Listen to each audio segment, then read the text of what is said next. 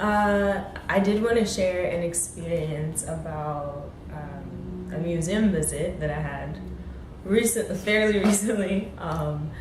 I had to go to the MoMA for a research paper in my last semester, and it's this conversation basically just to open you guys up to the possibility of really connecting with art on a deeper level, as opposed to just seeing the aesthetics and being complacent with only being able to understand that aspect of it, just how your visual receptors like translate things into your mind. Like there is a way to really connect, and I feel like it's not only one way, but just to be open-minded in general. And like sometimes the piece, it chooses you, and it's kind of like that cool experience. You have an exchange with someone who's not present. I mean, like for artists who obviously, if you go somewhere and you see their art, they're not actually physically with you, it could still touch you and like have an impact on you. So anyway, I went to the MoMA. I had to do a research paper, and I was like not sure which one I wanted to focus on, and then I couldn't decide, so I kind of just like walked around. And then when I got to the floor that I was supposed to be on, as soon as I turned the corner, so a Gauguin piece. And Paul Gauguin, he's from the, what do you call it, 19th century artist. He's from France. He has a complicated actual, like, his life story is pretty complicated. I'm not gonna go into that because that's not, I mean, some it wasn't really what mattered to me, but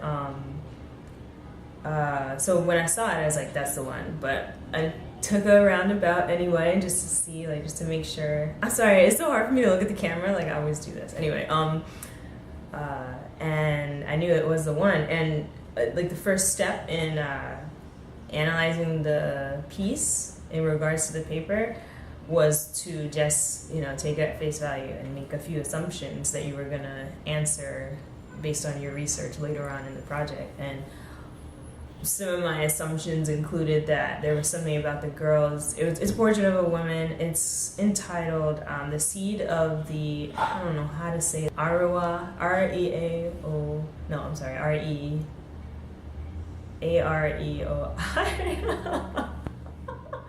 Yo.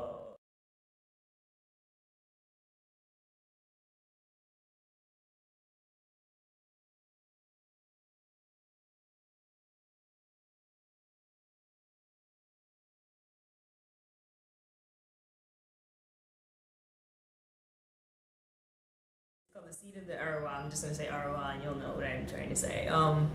And some of my assumptions, like I was saying, included that she looked as if it looked like it was something much more deep and more involved emotionally for the artist himself to depict this girl. Because some people, you can sit on the train and draw someone.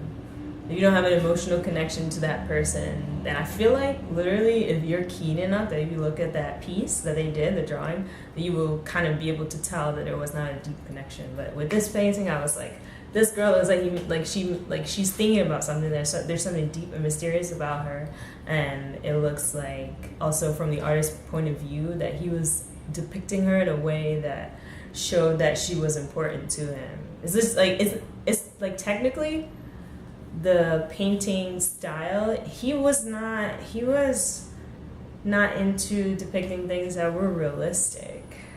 Not photorealistic. They were realistic settings sometimes, but he was a symbolist as well. And symbolism is where an artist will use colors, shapes, and like the things that they are putting on the canvas, they represent other things, not just, I'm going to draw an apple. That apple is a symbol. I'm going to draw a flower. That flower is a symbol. And it's, for the person, for the viewer, it's left up to their interpretation.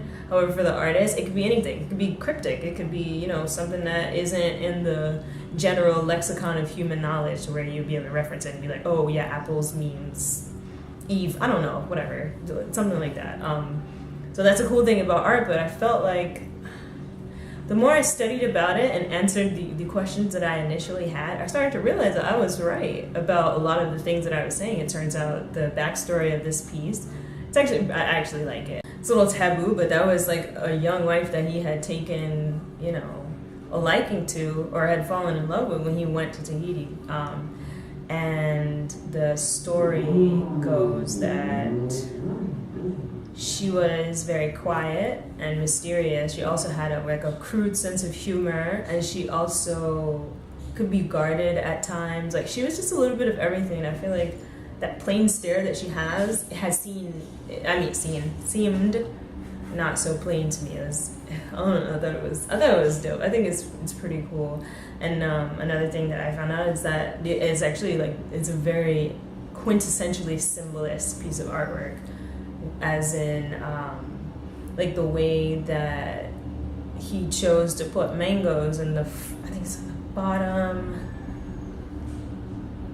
I don't know. I think the bottom right corner or something by her feet, and besides, it had so many layers. Besides the fact that he was connected to her and that he had fallen in love with her, he had learned about their culture through her. And at that time, Tahiti was being colonized by the French, and their society and their cultural backbone was being stripped of them, basically.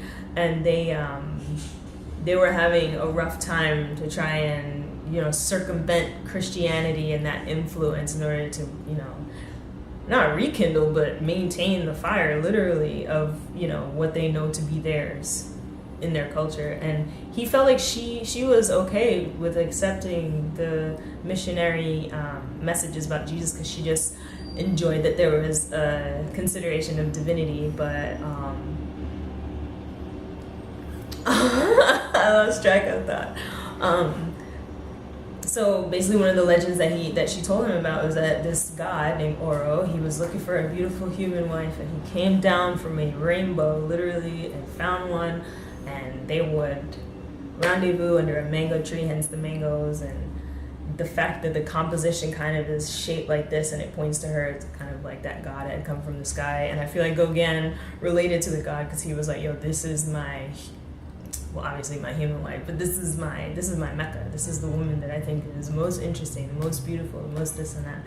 And I feel like me being able to perceive all those layers, and then through the research, only then was I able to look in hindsight that I felt that these were all things that were incorporated, but I couldn't put my finger on them because I didn't know about their culture. I didn't know about Tahiti, and I didn't know about Gauguin, really, not really. I think that the next time you see a piece of artwork, feel it out. Really, honestly, feel it out. If there's any research to be done, something that you can learn about the artist that it might make it, make more sense to you. It might change your life. You never know. Art is a really important part of our society. It's the most.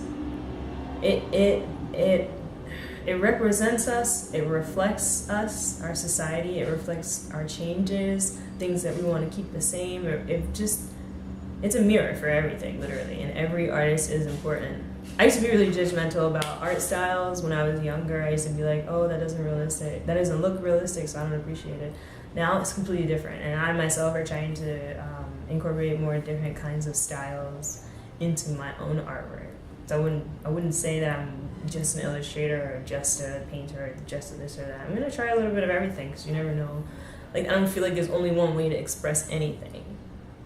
And that's basically it. It's just it was a fun experience for me, and I feel like we all respond to art. You can't say that you don't. Everything is an art. The movie trailers that you see, the Pumas that you have on, everything takes art. And you can also see everything as art, things that are not crafted manufactured or made to be seen as art. It could be flowers, it could be the sun, it could be the sky. I would just say, just open yourselves up to the beauty of this world. That's basically it.